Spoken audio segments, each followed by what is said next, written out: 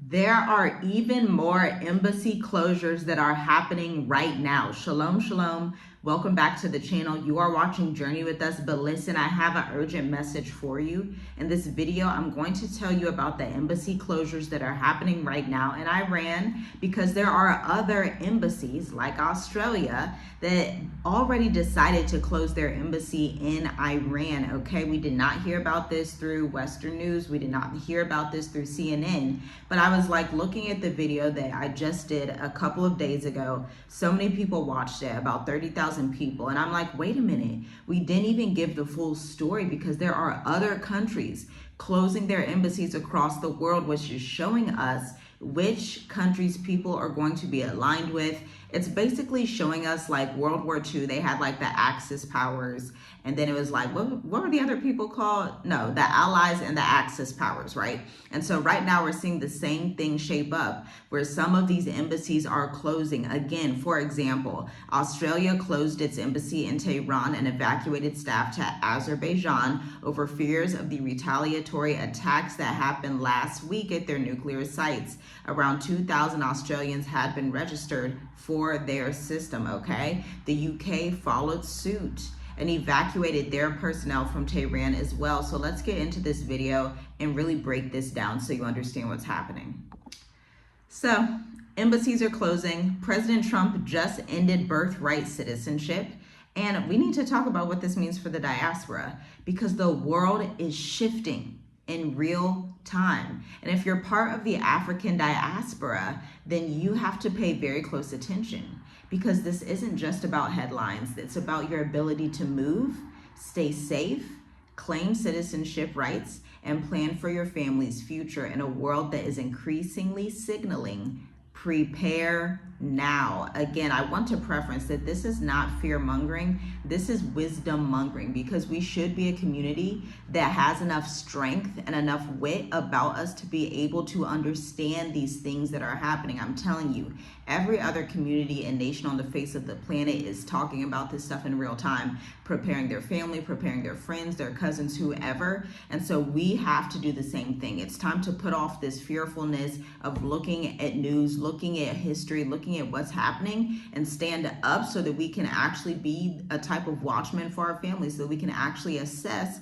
what's going on and see where we want to move and be throughout the world as these things are taking place, especially if you are a Black expat that is already outside of America, or if you are an African immigrant that went to America. Everybody needs to understand these things, because this is just phase one. We're going to see the U.S. continue to shut doors to people. We're going to see, I believe that the U.S. will eventually shut doors to U.S. citizens, where citizens will have to just lock down in real time. Leave a comment down below if you think that's eventually going to happen with some type of martial law scenario, especially as we're escalating into World War III. Now, in the last 2 weeks alone, we have seen two major warning signs: multiple U.S. embassy closures or scaling back operations in Africa and other regions. Remember, we were talking about Ethiopia, right? The U.S. embassy is no longer functioning in Ethiopia. As of a couple weeks from now, they're going to be closing it completely, okay? And so a new policy push to end birthright citizenship in the United States under the second Trump administration has also gone into pass. Just yesterday, I believe, where Trump had announced, I think it was Friday actually, that he announced that there is an end to birthright citizenship. The judges, the Congress, everybody agreed there is no more birthright citizenship. And so if you are from Mexico, if you are Mexican, you came to America and you gave birth, that child does not receive birthright citizenship anymore. Now, I do want to say, as somebody that has traveled abroad for 5 years, most countries do not have birthright citizenship. A lot of countries do not have it. And so I understand both sides. I understand President Trump saying there's no more birthright citizenship and they just need it to be for the Americans that are already there. I also understand the side that people that have seen America be like this leader of birthright citizenship, and they're like, well, what happened? I personally, I'm very neutral on this stance. I honestly don't care. I don't mind. I'm already an American. but I live in Africa. I don't really mind, but I do see how for immigrants that could be a very difficult situation. But we are in a World War III era. It's just not feasible to just bring in all these people and just right away give them citizenship. So that is something to think about. But let me know down below if you agree with that or not. Now, let's get into part one.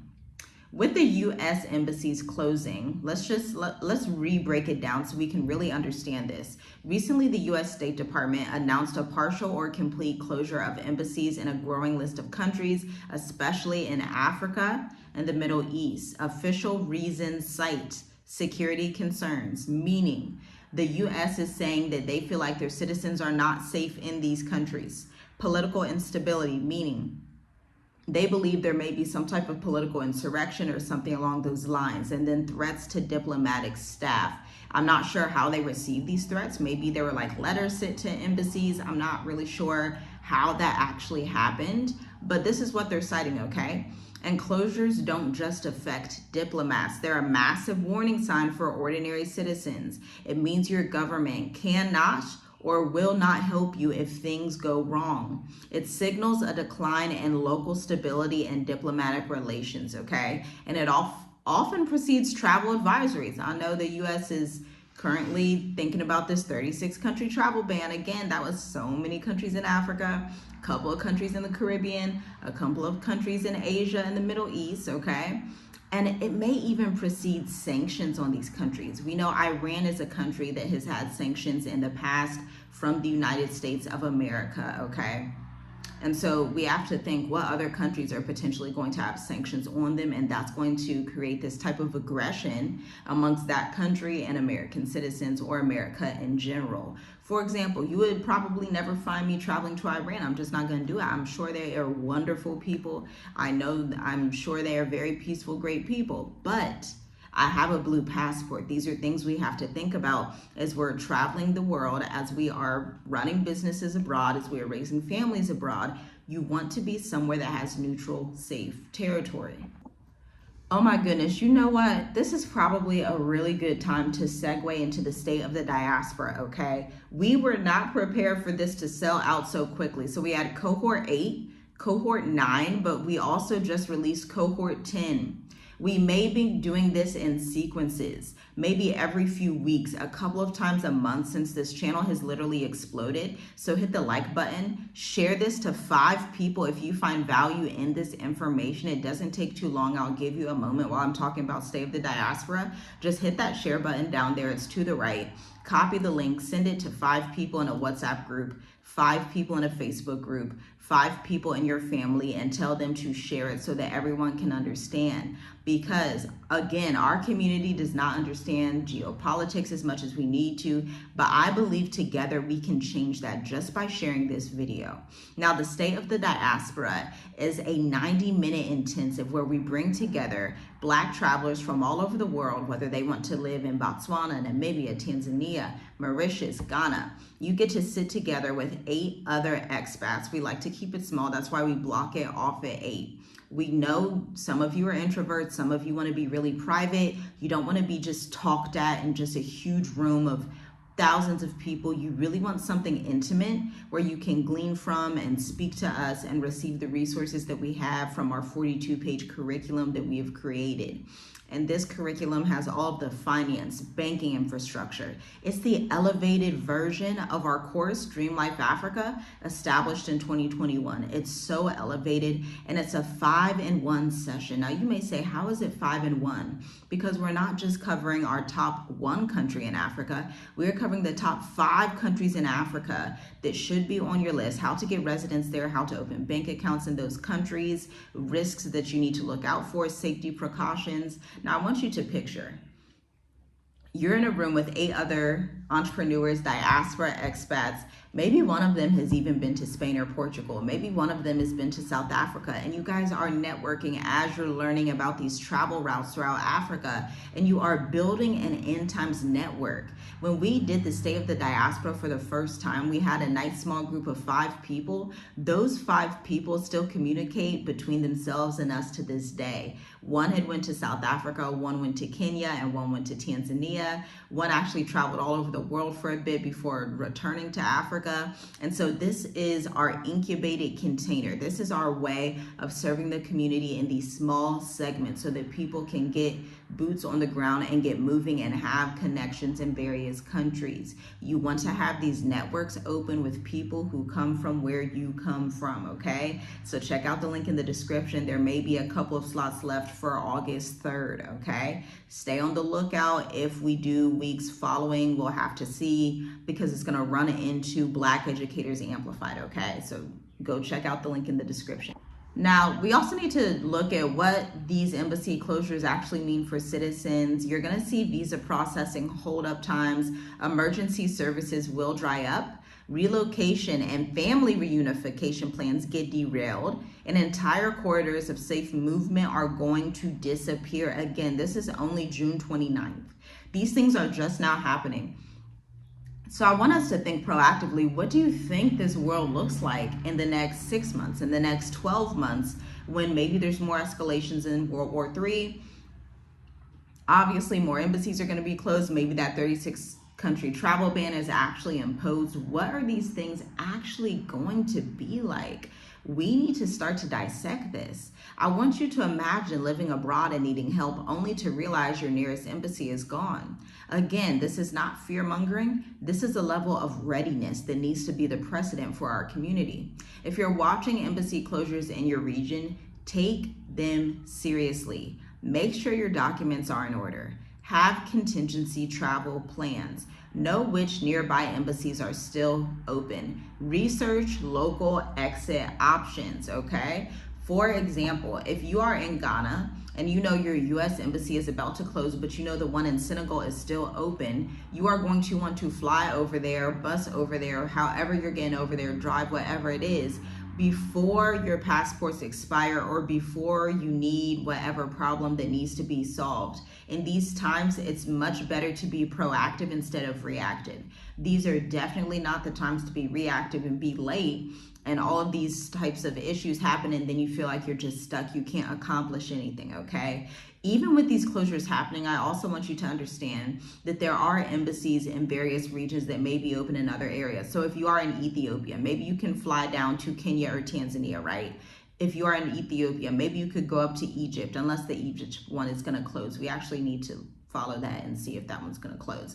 But I know for a fact the Kenyan one, the Tanzania one, as of right now are open. So if you're in Ethiopia, maybe you can go to one of those countries if you need the U.S. Embassy. But again, you need to plan ahead. So if little Billy, your son who's 9 years old, needs his passport, because children's passports expire every 5 years and his passports expire in about a year or 9 months, I would go ahead and just exit now, go down to Kenya, go down to Tanzania, visit the U.S. Embassy, and then come back up. But with this being said, you also have to think about the affordability of the regions that you're traveling. East Africa is not the most affordable region to travel. It's arguably one of the most expensive regions to travel on the face of the planet, to be quite honest with you.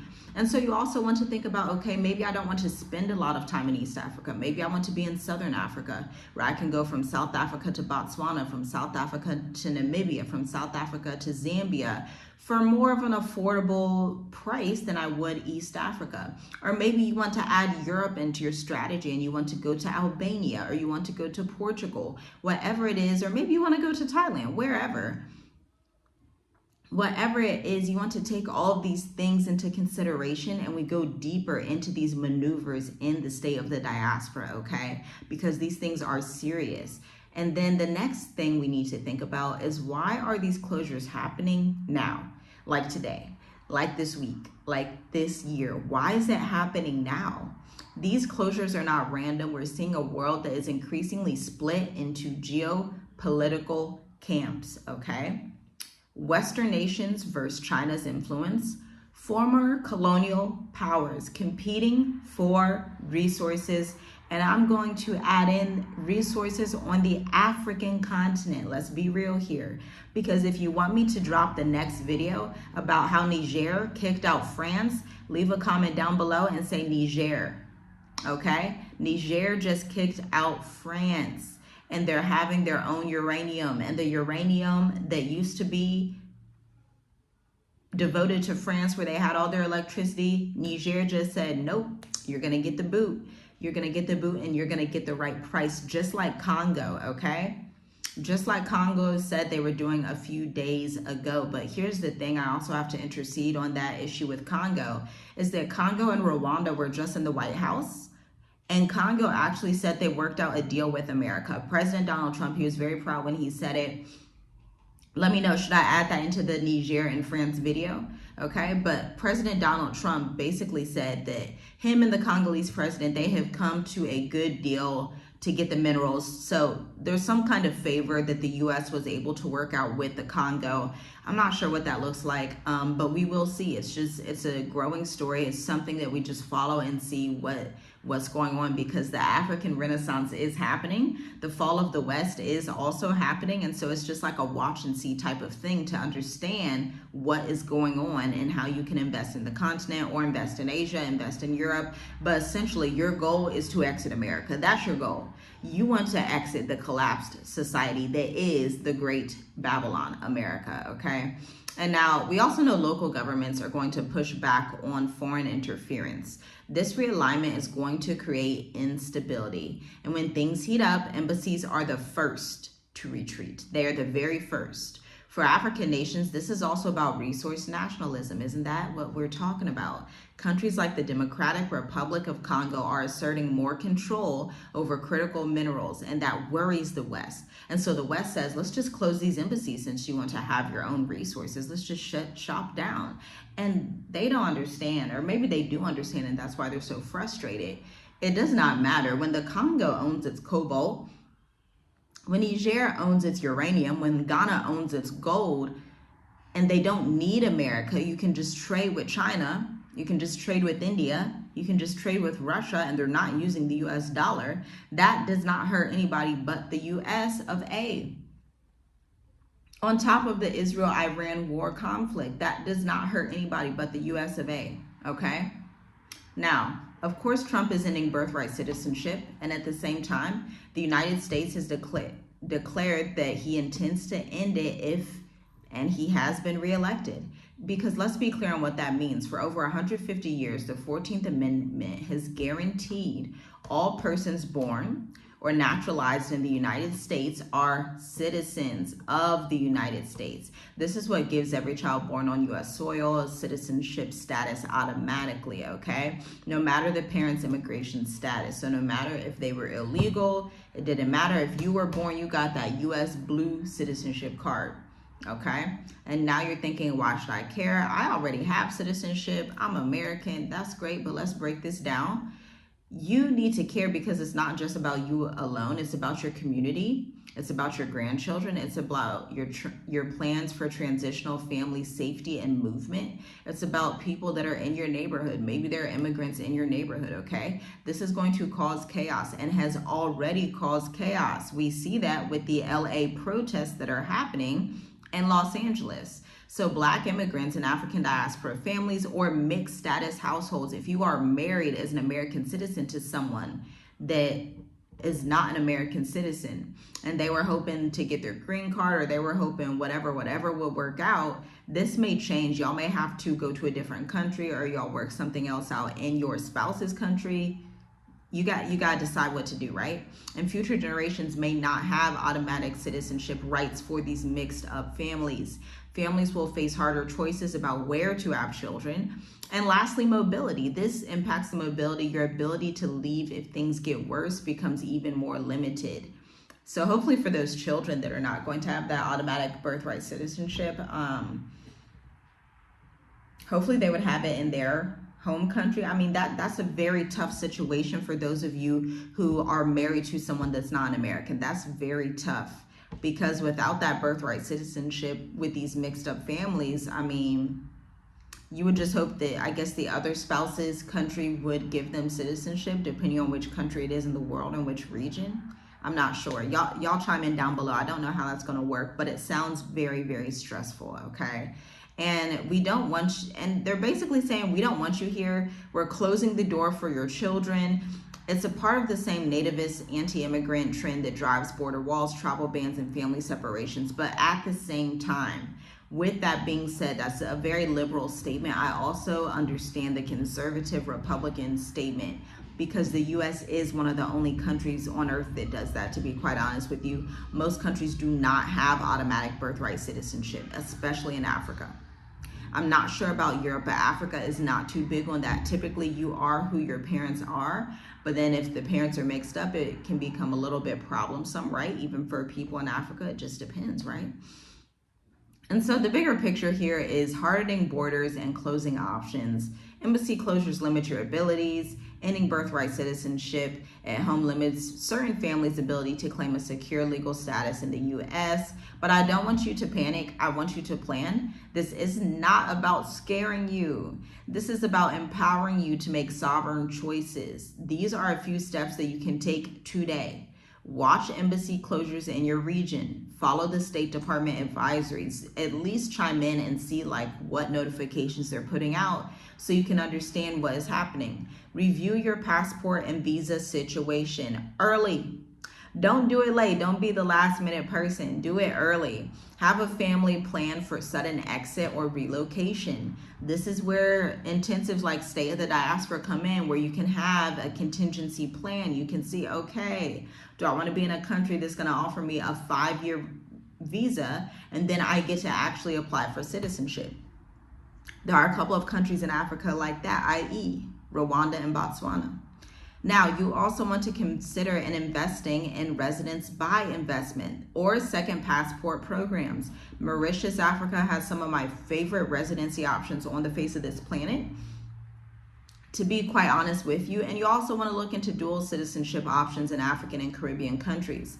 Learn about visa policies for your target location, understand the immigration site from the inside out, build financial reserves for emergency travel. So investing in your gold, investing in your silver, if you're investing in crypto, whatever you're investing in, have those emergency reserves available. I know that has been monumental for our life abroad. We are super savers, super emergency reserve people, so that we are always good, okay? That's part of traveling abroad. You want to always be good by having that self-control to save and have your resources where you need them to be. And then lastly, of course, you can join communities like the Stay of the Diaspora Intensive. This is a call to action for the diaspora to build communities, because we are living in a time that demands clarity, demands networking, demands international movement, okay, and not complacency. Our ancestors were forced to move without choice. We know this, and we have a chance to move with intention. We have a chance to move with an era of stability. We have a chance to move with heritage, with inheritance, with birthright, with sovereignty, a chance our ancestors didn't necessarily have, right? But it's only if we prepare. And if you're ready to go deeper, you're ready to move beyond the headlines and actually plan your move, build your strategy, and understand your options, check out the link in the description. Again, share this with 5 people. Like this video. Subscribe to the channel if you're not already subscribed. I see so many people watching these videos, and I just wonder, I'm like, dang, why y'all not subscribed? I know you'd be coming back. If you have watched more than 5 videos from us in the past week, you should be subscribed.